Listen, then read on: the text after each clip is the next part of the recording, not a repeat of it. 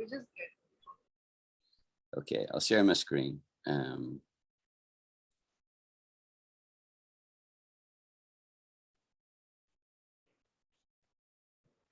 Yeah. So the expression I wanted to start off with today is, I don't think you'll know it. And it's this expression. I'll tell you that for free. I'll tell you that for free. Yeah, I'll tell you that for free. You haven't heard that, have you? No, I haven't heard. Yeah, didn't think you would have. So it's basically, if I'm volunteering some information, you haven't asked me for it, and you're certainly not paying me for it. But I'm telling you something that I want you to sort of make note of. I'll tell you that for free, you know. Like, so for example, especially if I feel I'm making a statement. So let's say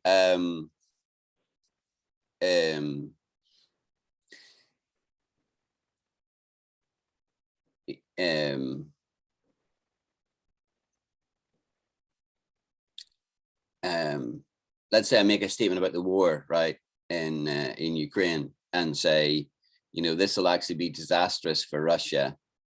I'll tell you that for free, right? So I've made a statement.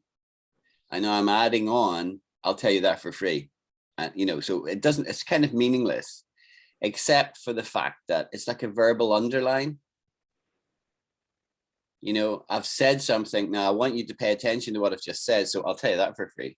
You know, in other words, I'm giving you some advice or making some statement that I think is very clear and obvious and almost axiomatic, but I want you to note it. And so I'll just say, I'll tell you that for free, right? So we say that quite a lot here in Britain. I don't think Americans say it. So I just tried to see if, you know, it was coming up on when I did a web search.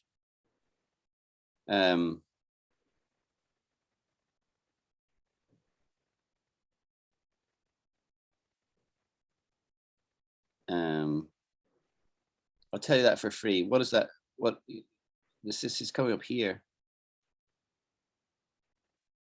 I'll see what Colin says. For free. Yeah, so here's an example, right?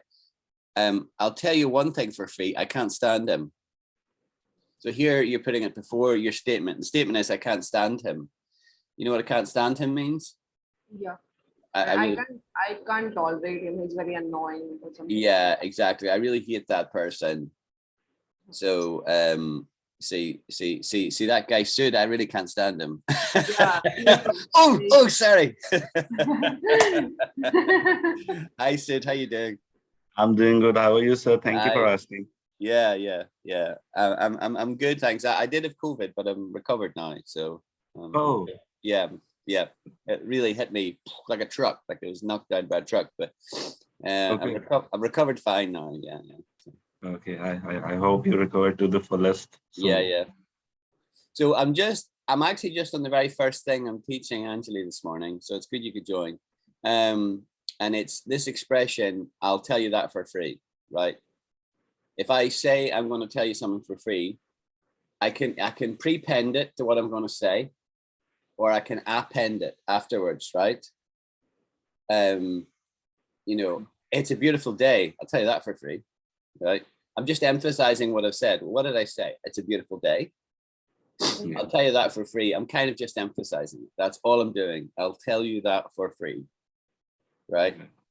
I am not expecting you to pay me for that advice or observation, right?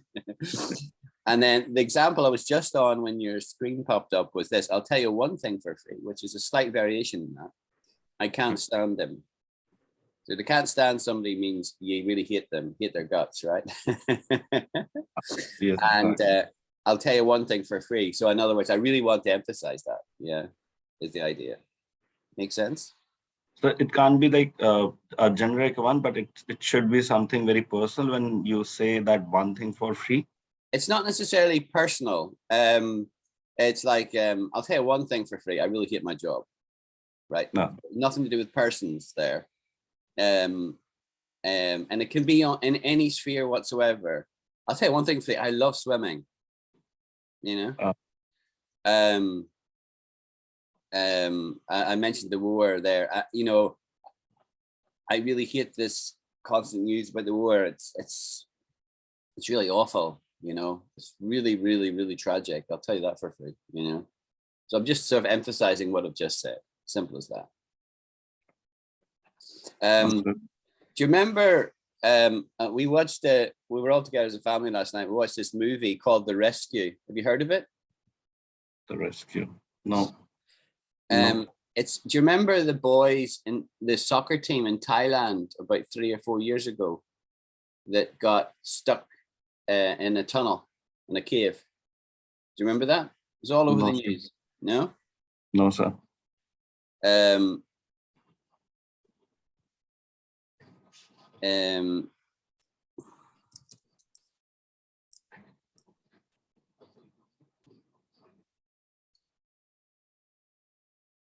So I really recommend you watch this, right?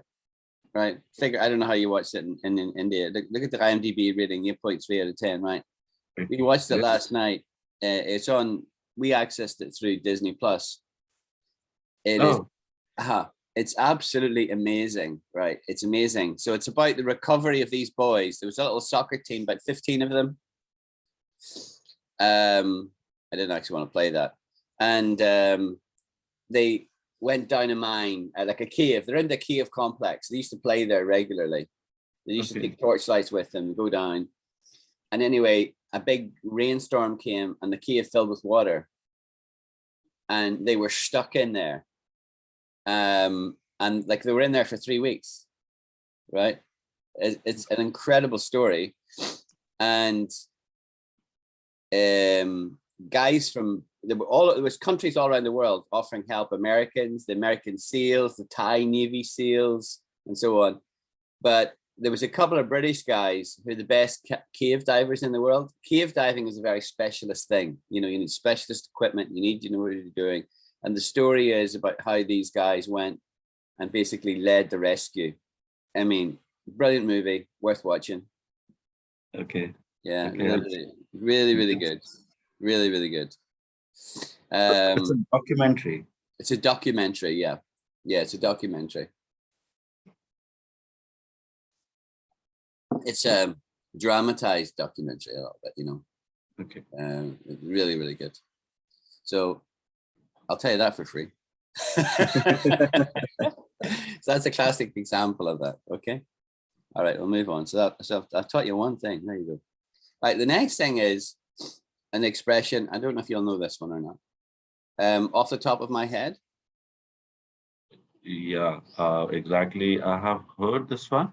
Yeah. Off the top of my head means the very first thing that pops up when you're thinking something. Yes, exactly. Exactly. Yes, it's also where there's no forethought. You know, there's no forethought involved, and you're just giving an immediate reaction, gut instinct answer, right? So example I don't know off the top of my head. So somebody's asked me a question and I say, I don't know off the top of my head, but let me ask around and get back to you. Mm. Right. So are we doing something next Friday night? Off the top of my head, I don't know, but let me ask around and get back to you. So I'm gonna check some colleagues or family members or whatever, right? Off the top of my head. Yeah. Yes, sir. So let me put it in here. So it goes on the recording off the top of my head. Without careful thought or investigation. I can't tell you off the top of my head. Yeah. Yeah. Okay. Right. So that's 2 we've done this morning. Right. Now here's a great word. Right? I love this word. And I'm not sure if you'll know what it means. Panoply. No, sir. Yeah. No, you haven't heard it either. Okay. So here it's saying it's an extensive or impressive collection, right? Right. However, it's often used in the context of weapons, right? You know, a lot of armor, right, would be a panoply, right? But it can be used, look, there you go, historical, literally, a complete suit of armor is a panoply. There you go, right? So that's the historical meaning to keep in mind of the sense of the word, right? But in more modern times, it means a splendid display or an extensive and impressive collection. I lean forward to taking the full panoply of tourist London, right? So, you know, somebody was, you know, looking at all the things to see in London. There's a lot to see in London. So a deliciously inventive panoply of insults. That's a kind of cool one, right? Somebody insulting somebody. Did it in a very extensive way. So panoply, let's hear it said. Panoply. Panoply. Okay. Panoply. Panoply. Panoply. Now, the very first sentence where it said deliciously inventive panoply of insults, it's a very good, but it's a very creative sentence. It is indeed, isn't it? Yeah. Somebody's thought about that. They didn't say that off the top of their head, right? Yes. They thought about that, and yeah. So that's cool. Right. So there we go. Panoply. Yeah. So So here's how I read it. I read it recently. It came to my mind, and this is a statement. Again, it's about the war, because obviously half of the things you read in the news are about the war, right? It says, for Kyiv, both the steel rings will need to be composed of the full panoply of military might: tanks, infantry, air defenses, engineers, logistics, medics, electronic warfare, and so on. So do you hear how it's used there? Right? So it's speaking about defenses around Kyiv.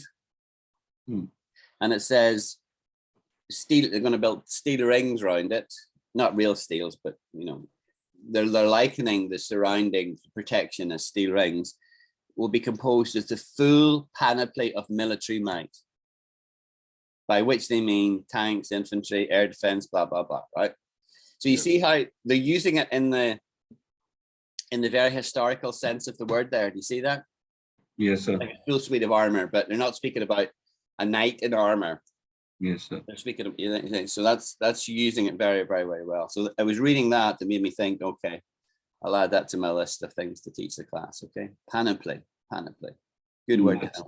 It's a very good word. Right. So then the next word is I want to teach you is totemic. You know what that means? No, sir. You know what a totem pole is? Totem? A totem pole. No, sir. Never heard of it. You know the other famous Indians, not from the Indian subcontinent, but the Indians that they're called Red Indians. They used to fight the cowboys. Oh, yeah. Yes. And a totem pole. You know what a totem pole is? Oh, they used to do some rituals back in time. The Red Indians rituals. Yeah, exactly.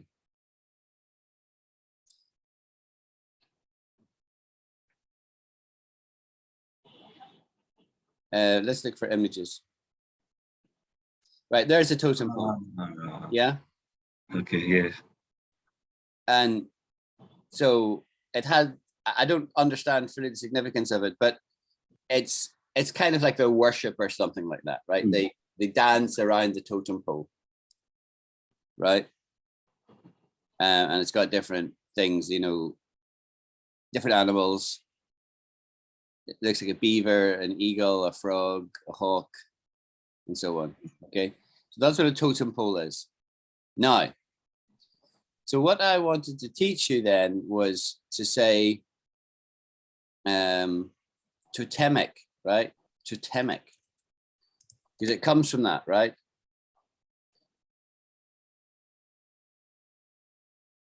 Relating to or resembling a totem or totems, the approach to the house and museum is flanked by wide-eyed totemic figures, right?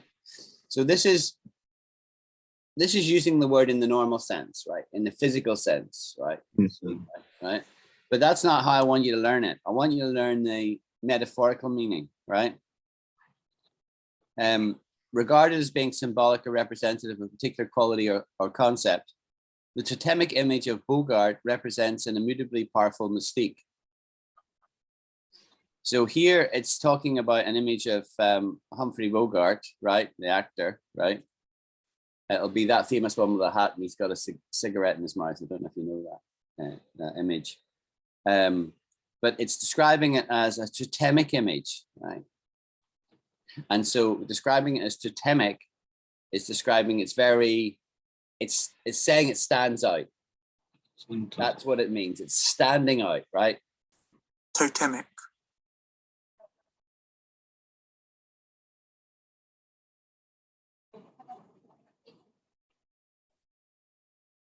Let's look up the American dictionary. Totemic means something which can be remembered for a long period of time, which could be used for an example to give to other people. Exactly. Exactly. Right. So here's a couple of examples. That one's speaking about well, this is used, so it's used physically and it's used metaphorically, right? This is a physical definition. Two monumental sculptures developed for the plaza, a striding man and a totemic woman, include the exhibition with the bang. So the striding man is a guy walking and the totemic woman is a woman who would be standing. Okay. Yeah. And Healy, knowing its totemic importance to Tyler, also runs off with it, this sacred object. So that's saying, so Healy is running away with something that belongs to Tyler, right? That's what it's saying. But the thing that she's running away with is important, right? But it's not just important, it's totemic important. It's really, really important. It's like the one thing in the guy's life, right? And she's run off with it, right? This sounds a bit like melodrama, right? Because these are probably children, right? Because it sounds like puerile behavior. You know what puerile means? We've done that in the past, yeah? Nope. So well, we'll come back to that word then. So puerile means childish.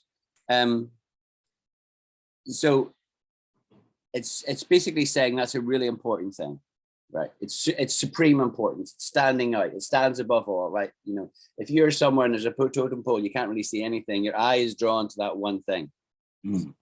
Exactly. Such was its totemic power that a more inclusive version of the three words "all lives matter" was considered a dangerous heresy. This is obviously a press article talking about Black Lives Matter, right? Yes, sir. Yeah, that's obviously what it's talking about.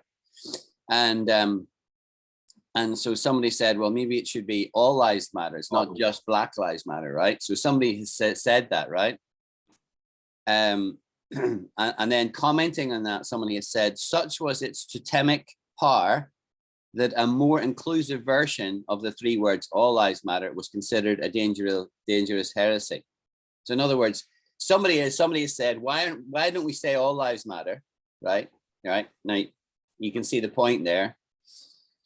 So, sorry, interrupt you. But somebody has then said, no. We want to focus on Black Lives Matter because it's Black people that are suffering repression in American society and other societies too, but in particular, American society. That's why.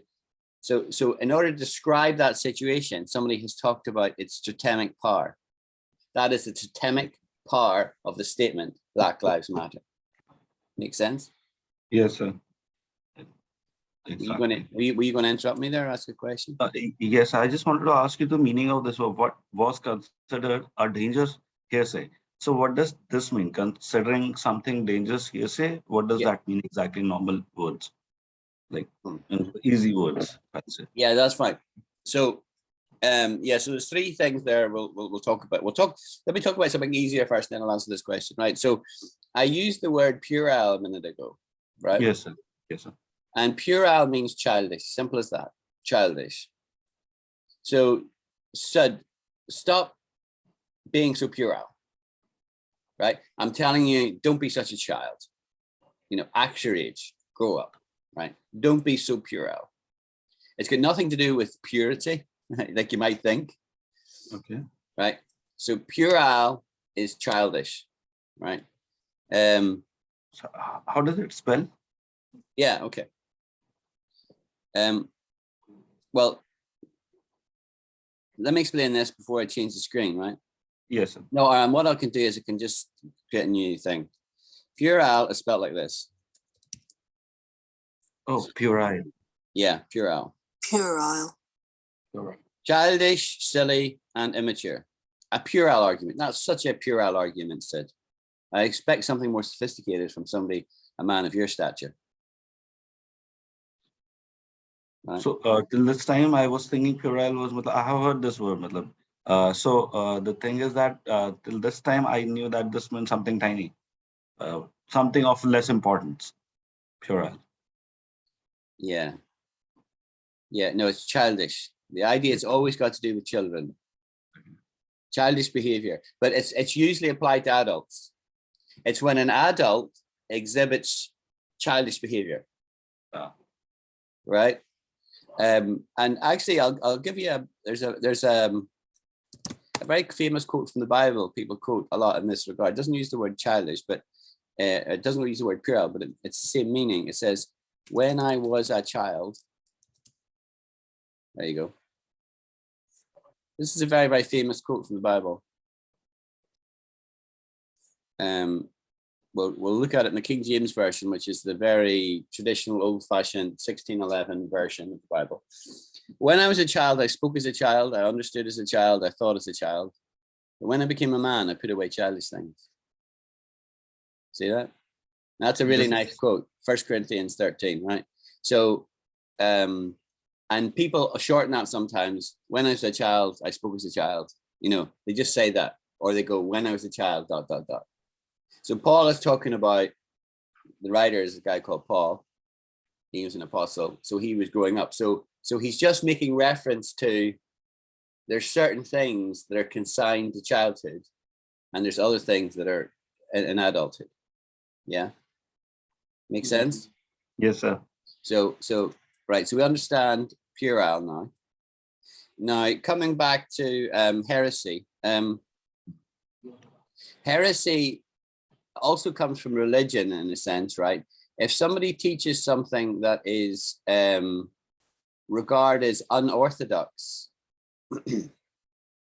right? Okay. It is heresy.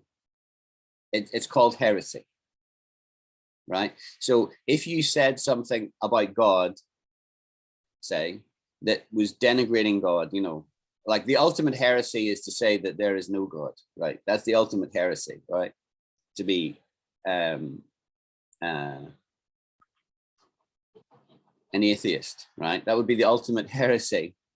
But also to say things in some way that malign, that are blasphemous, for example, it would be speaking against God or whatever. And the word heresy has come to have a wider meaning. No, not just, it comes from that, but the wider meaning is when somebody says something that is absolutely wrong, right? So let's look up the definition.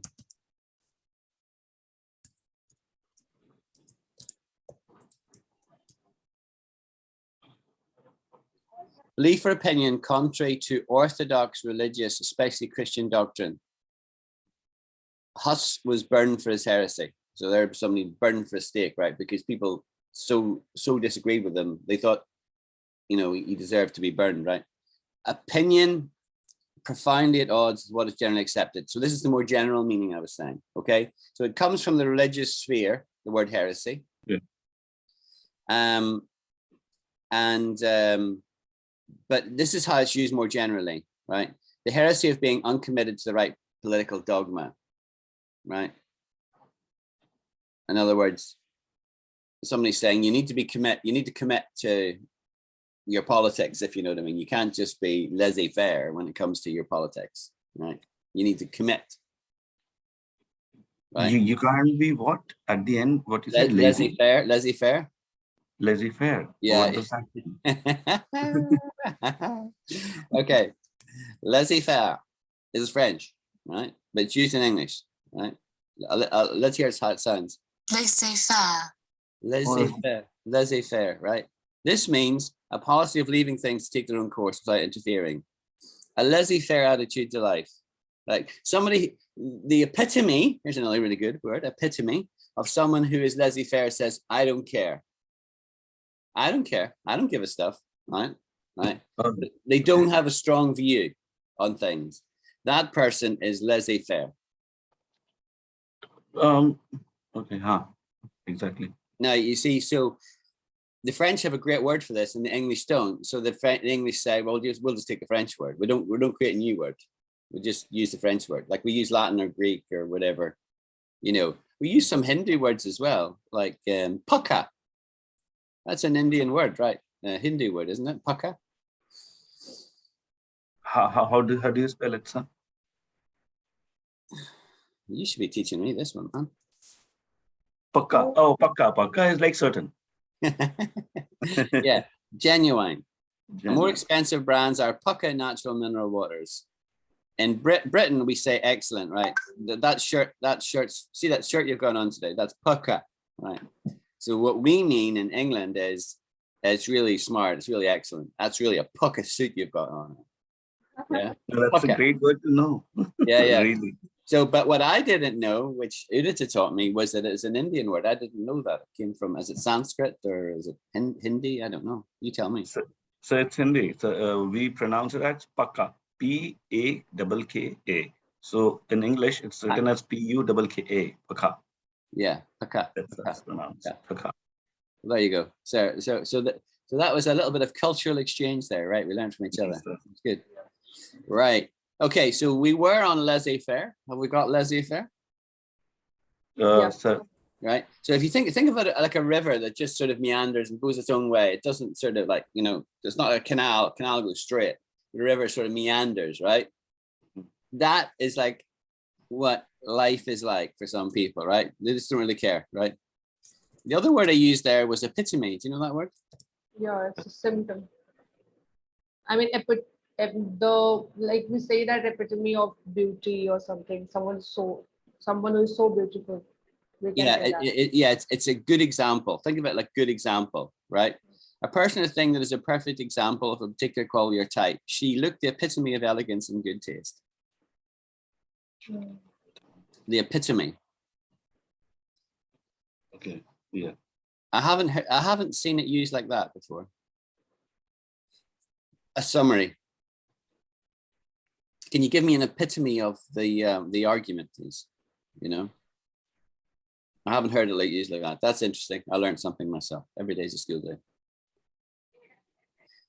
Okay. Right. I'll go back to my list. We got all there from totemic. So I can just refer it like this. This person is the epitome of happy feet. Happy Somebody, if I name someone, like for example, if I'll say Anjali is an epitome of a happy feet, will it fit, right? Well, happiness, I'm with you if you said she is the absolute epitome of happiness, right? Happiness. Although you wouldn't normally assign a word like epitome to a feeling like a happiness. You could say she's the epitome of elegance because that's an attribute of hers, not how she's feeling in any day. If you're happy, that's great, but you'll not be happy in an hour, right? Right? So your feelings go up and down, you know, we all go through the vicissitudes in life, right? The sine wave, right? But something that is somebody as a core attribute, you would say they could be epitome of that. She's the epitome of beauty and elegance and blah, blah, blah. And now she's blushing in red, right? Because those are attributes of the person, not how they're feeling. Makes sense? Yes, that makes sense. Yeah. And so if we go back to the original statement where we were talking about heresy, we read this statement. Such was the totemic power that a more inclusive version of the three words all lives matter was considered a dangerous heresy. So in other words, it wasn't the idea of trying to say make a statement all lives matter, right, was considered a dangerous heresy, i.e. bad doctrine to say that, right? You can see how they use the word there and why they use that word. Now that you understand the word heresy. Yes, sir. Yeah. Yeah. Okay. You can see how the reading really broadens your vocabulary, can't you?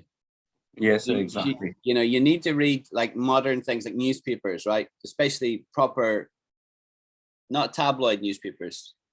The proper editorial part of the newspapers. In Britain we call it broadsheets, the big newspaper, right? Okay. Because they use proper language, right? So, like for example, in Britain, if you read the Telegraph or the Times, you couldn't read an article without reading some well-written stuff, you know. Like I put an article on the Times. I think it was the Guardian. Yeah, it was the Guardian newspaper. Had this article written by Kevin Rudd, the previous Prime Minister of Australia. Okay. And it was really well written. Now there's a link to it in the group chat just a few days ago. Worth reading that article. It is brilliant. It's based on the situation in Russia and Ukraine, and it's sort of asking, you know, will there be a war between China and America? It's asking that question. Oh. And the guy who's looking at the question is the Australian Prime Minister. So he's somebody who's in that region. And what really impressed me was he spoke Chinese, right? So he's a white guy, English speaker, Australian. But he learned Mandarin at university and studied Chinese studies, right? And he also lived in China and he lived in America, right? Okay. And so I'm reading this. I didn't know who was writing the article at the start. And I'm thinking, who is this guy? Oh, it's Kevin Rudd. He's the former Prime Minister. And it was really well written. And he also makes reference to Greek mythology as well. So he's really erudite. Yeah, he's really erudite. What does that mean? Pardon, sir? Erudite, yeah. He's really erudite. You know what that means? No? Very well read or educated? Yeah, intelligent, yeah. Having or showing knowledge that is gained by studying. Sorry. Yeah. So it's a very, very erudite and well-written article. Well worth just go read that article, right? If you can't find it, let me know. It's just a few days ago. I put the link, and it's to the Guardian newspaper. It's just a web link, so you'll be able to read it. Yeah, I got it. Yeah. I'll send it to you. Yeah, okay. Thank you. So there's politician in India also, Shashi Tharoor. He is also very erudite. Yeah, good. Yeah, unlike Modi. Yeah. He was a tea seller, right? Yes, Modi, the tea seller. Right, now here's a good expression. In point of fact. Right, you heard this? In point of fact? No, sir. Okay, so this is a kind of an idiom. Used to introduce a true statement which shows that another statement is not true or accurate. She says that she doesn't know him, but in point of fact, they have been seen together many times. Okay, so let's just analyze this statement for a moment. So the definition is, it's introducing a true statement. I'm telling you what I'm about to tell you.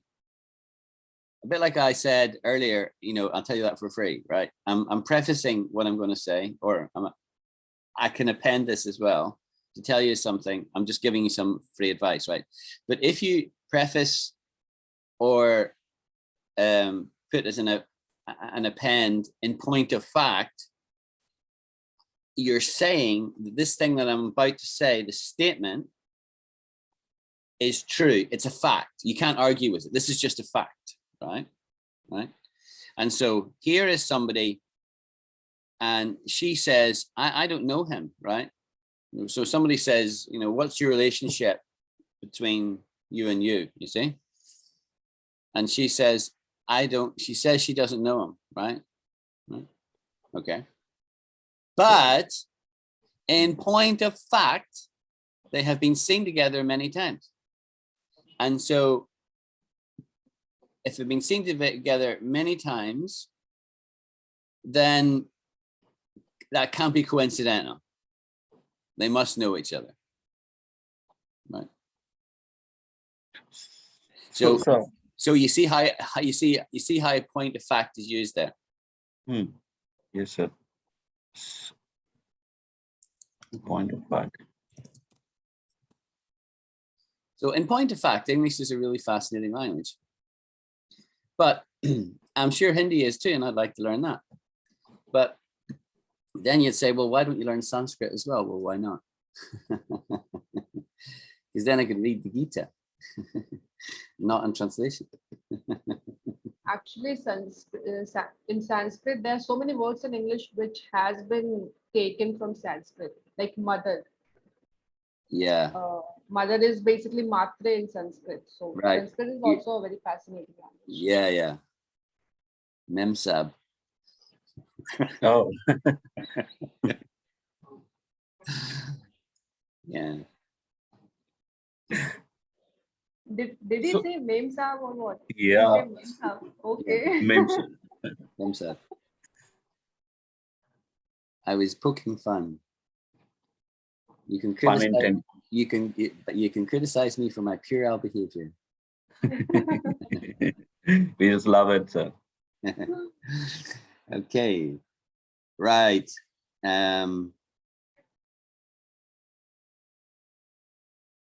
Right. Now, here is a simple word, grab, right?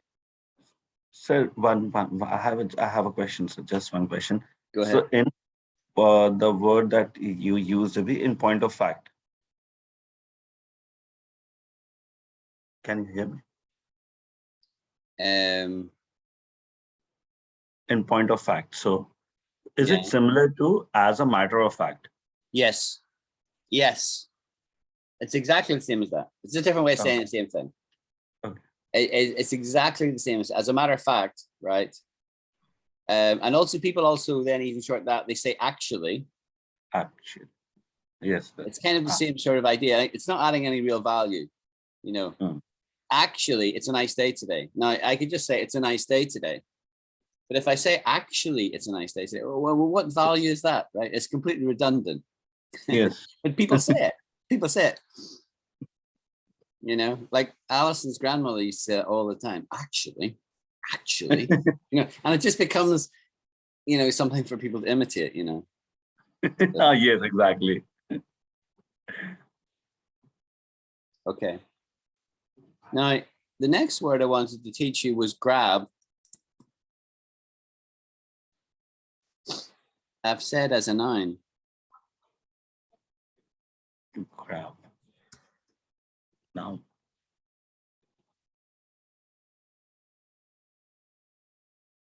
Yeah. So normally grab is a verb, right? Grab. Very simple verb, right? You know, I grabbed a hold of some lunch.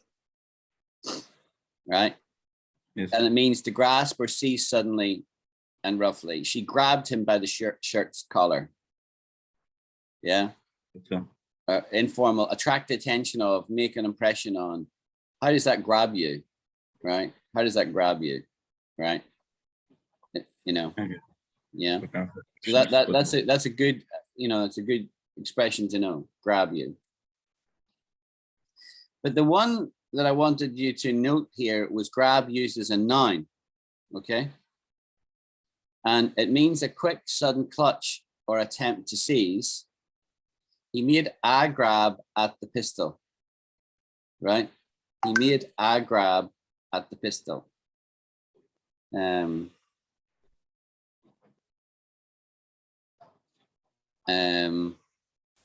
A mechanical device for clutching, lifting, and grabbing things, especially materials of so a grab, like one of those mechanical, you'd see, you know, that comes down and lifts sheet metal objects, for example, in scrapyard. That would be a grab. Right.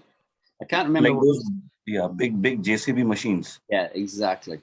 The CAT machines and the JCB machine. Yes, exactly. Yeah.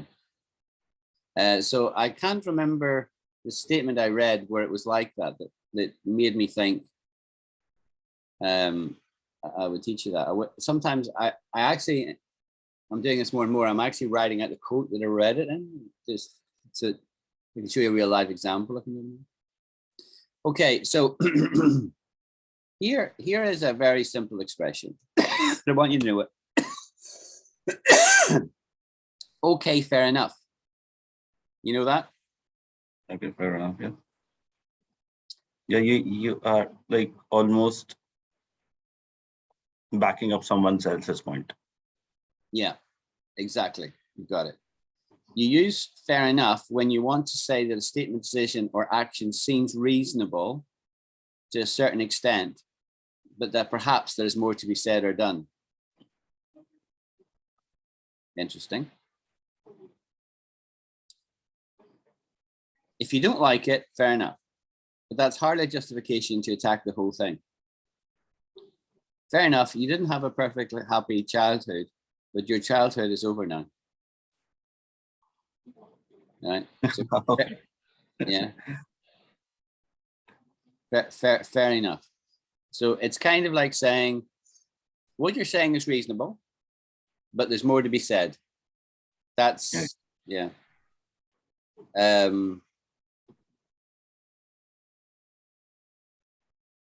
How's your new job going? It's fair enough.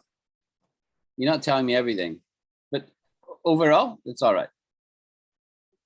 Yeah, fair enough. It's most often used in discussion. You know, you wouldn't typically write it unless you're quoting somebody, right? But it's in a discussion between two people. If somebody makes a statement and somebody else responds with, yeah, fair enough. Yeah, okay, fair enough.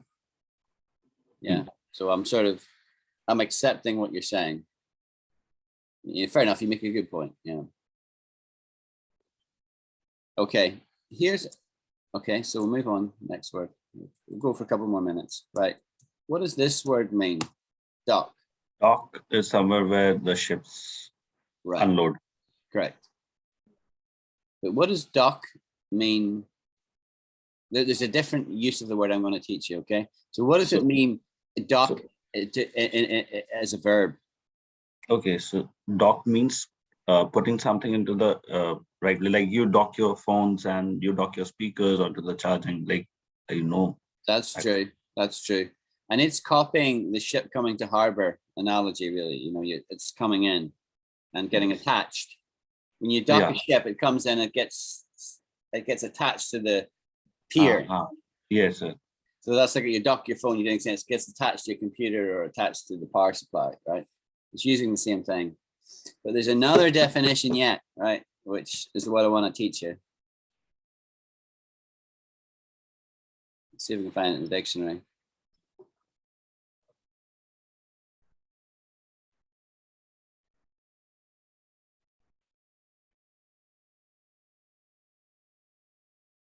Here's the one I wanted to teach you. This is interesting. Yeah.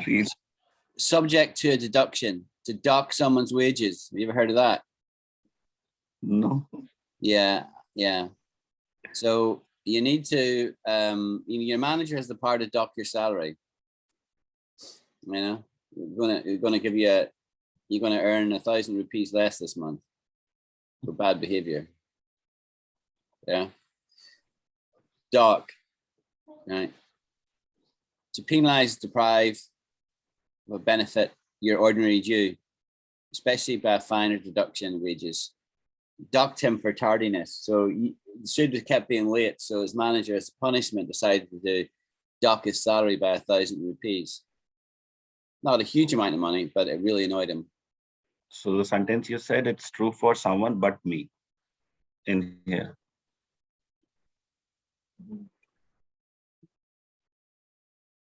Did you got what I said? I heard it, but I didn't assimilate. I didn't understand. So it's heard me, it. but me, it's not me. You're not there. So someone else, for someone else is here, it's true. Yeah. You're saying that would never happen to me because I'm very punctual. Yeah. Is that what you're saying? No, I'm saying I've used this, like the sentence you said, my manager docked my salary because of my some behavior. Tardiness. You were late. You kept getting late for work. Yeah, you docked your salary. So I just went on with the sentence, continuing the sentence. Yeah. That be true. That could be true for the people in this meeting, but me. Okay. So you're saying you're perfect. Like I just wanted to add on the sentence, just pun intended. Nothing more. Just Okay. Yeah. That would never be true of me. You're saying, yeah, that's fine. Same here. Same here. So nobody. Yeah. That was actually pointed towards you only. No, I'm very punctual.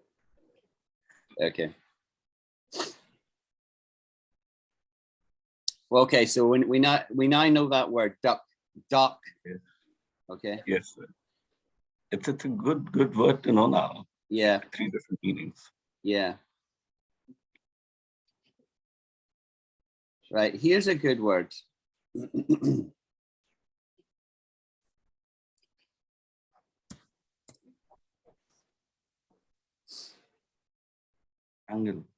Wrangle.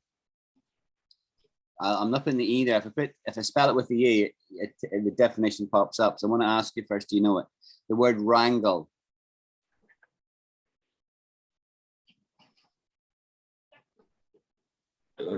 No, don't know. Don't know that word? No. May Okay. I try something? Go ahead. So wrangle is something related to clothes when you want to dry them or something. You just twist them to the full power, that full extent, so that it's something. Yeah. Yes. There is actually a machine called a wrangler, which compresses them when you want to dry clothes. It's like 2 wheels, like 2 rollers, and you put the wheels to the wrangler, and it crushes all the water out of it. Yes. Yeah. Wrangle meaning to dispute or argument, typically one that is long and complicated. So this is one of the definitions, right? It's not the only definition. There's a few definitions of this word. Let's hear it said first. Wrangle, okay. A dispute or argument, typically one that's long and complicated. An insurance wrangle is holding up compensation payments, right? Now, this definition here, the argument definition, really comes from the physical definition again. The physical definition is always the basic one you have to understand first of all, right? Now, this is really where it comes from here. This, in my opinion anyway, even though it's down as a second definition. To round up, herd, or take charge of livestock, the horses were wrangled early. So you know the cowboys that go about and they've got lassos and they, put it around an animal's head and then bring the animal to the ground and control it. That guy is called a wrangler. Yes. Yeah. And the company Jeep have a car called a Wrangler, right? It's a 4x4 and it's designed to be driven in the outside of the wilderness and that kind of thing. So that's what there's a jeans company also. Yes, it's correct. And that's because those guys wear jeans. Yes, sir. The typical wear of somebody like that is jeans, right? And so they've just taken the word. Yes, sir.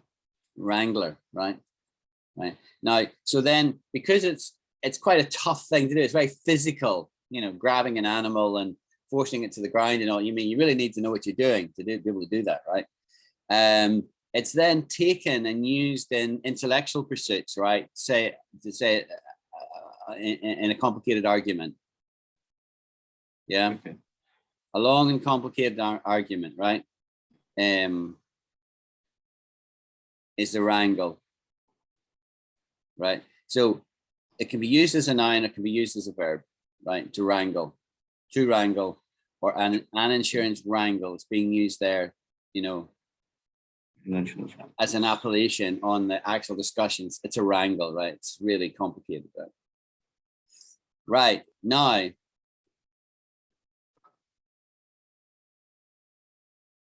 so a wrangler, someone in charge of horses, right? But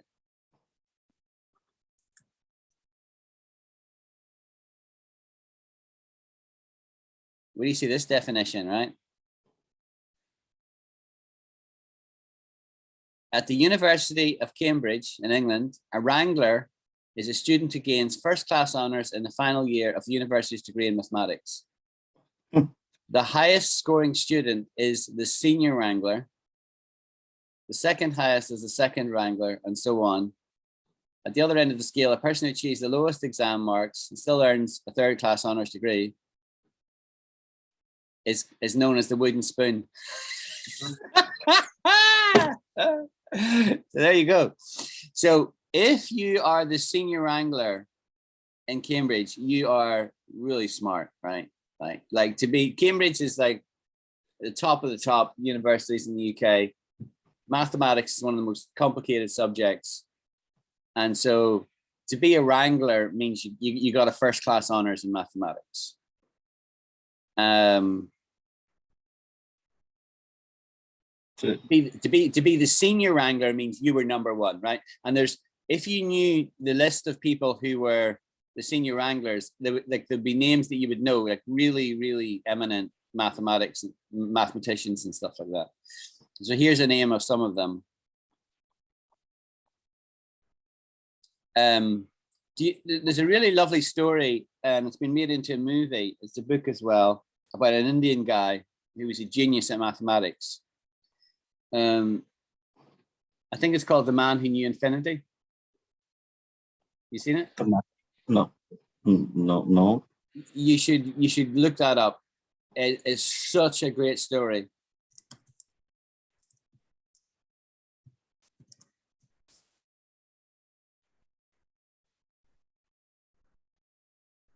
It's a 2015 drama, but it's a true story, right? True story. And this guy was from the back and beyond in India, Madras, India, but he got admitted to Cambridge University because he was so smart. And most of his mathematics he'd figured out all by himself. He figured it out by himself, just sort of with notebooks and a pencil. He was absolute genius. Very interesting story. That was his name there. Yeah. Ramanujan, yeah. He's a very famous known mathematician of India. Yeah. Aryabhatta. Yeah, there you go. So he actually didn't go in as a student. He went in as a lecturer, right? You know, but he would have been the wrangler. He would have been a wrangler, right? He was an absolute genius. I mean, the people in the university couldn't believe what this guy knew and understood. He could solve problems nobody else could solve, you know. Brilliant guy. And sadly, he wasn't treated very well, right? Because he was Indian. He'd be treated a lot better now, but back in those days, there was such a prejudice against people with dark skin, you know. So even in this meeting, Anjali is one who actually finds maths very easy. Yeah, I know. Not that easy. Yeah. If she was applying to Cambridge, it would be credible. Credible. So how have you used this one? If she applied to Cambridge, I would be credible. Credible, yeah. Believable, Oh. credible, believable. Okay. You know, so if I told you I was gonna go to Cambridge, it wouldn't really be credible. You wouldn't really believe it. You'd say, "You're not smart enough, sir." And I would say, "Thank you for that humiliation, but you're absolutely right. I'm not." But if you said to me, "Have you heard? Anjali is applying for Cambridge University," I would say, "Yeah, that's believable. So it's credible. It's credible." So that was the last word we do, right? Credible. So that holds some credibility or credits. Yeah, exactly. Credible meaning, right? It means believable, really. able to be believed, convincing. A few people find the story credible. It was believable, as opposed to incredible, right?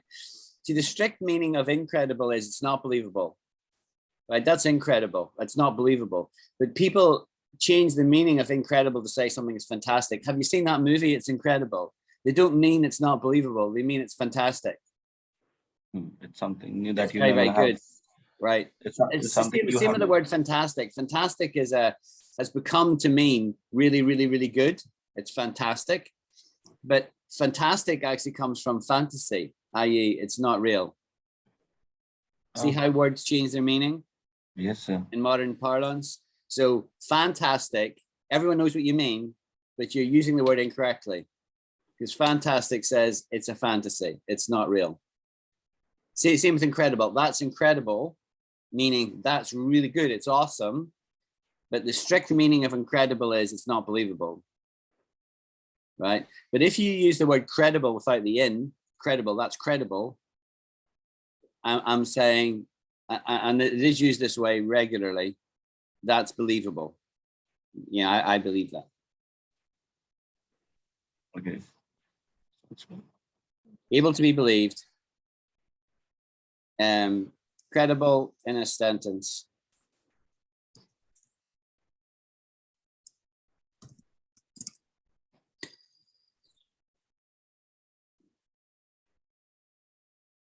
We received credible information about the group's location. Brilliant. She does a credible job of playing the famous singer. Good. Assistant State Attorney Jeffrey Facklam and Lauren Callanan, though, said the account was not credible and said Glover had brought the gun with him. So in other words, the report was, it wasn't believable. See? Ellis's report concluded that Garza's claims in his lawsuit were not credible, just not believable. There's so many aspects of Ashley Shaw's story that simply are not credible, right? So they're making it up. Yeah. Now that, well, it's because this is an American dictionary, but all of those three quotes are from newspapers that are in America. All of them are actually related to law and enforcement laws, basically. Yeah, because it's used there a lot. Because a lot of people, they lie, right? They don't tell the truth. You know, it's maybe they're trying to create an alibi. So it couldn't have been me because I was somewhere else. That's my alibi, right? But somebody says, well, that's just not credible because we definitely know you were here at this time, so you couldn't have been there at that time, right? So is it interesting, like credible, the antonym of credible is incredible. Is it true? But people oftenly does not use incredible, they use not credible. Correct. As an antonym. Exactly. And the reason for that is because incredible has taken on a new meaning. Oh, okay. Which is awesome. Yeah, we often use incredible in India. Incredible as an adjective. Exactly. Exactly. Well, on that note, incredible India from Great Britain and bonnie Scotland, I will bid you adieu. Yeah, sir. So I wanted to bring to your notice. So I'm going to start preparing for GMAT too, sir. I was thinking of starting preparing for GMAT. What is that? What is GMAT? So it is an aptitude test for the people who wants to get themselves into the MBA colleges abroad, or in fact in India, some of the good colleges in India. Okay. So that was an aptitude test that I have to appear for. Okay. So that test I have like quantitative, verbal, communication, and listening also. So they're like 4 parts. So what I've heard that quantitative is a bit easier for people in the exam, but the verbal and the whole English part is very tough. Like it takes a toll on the people. So like I thought you might be knowing something about the same.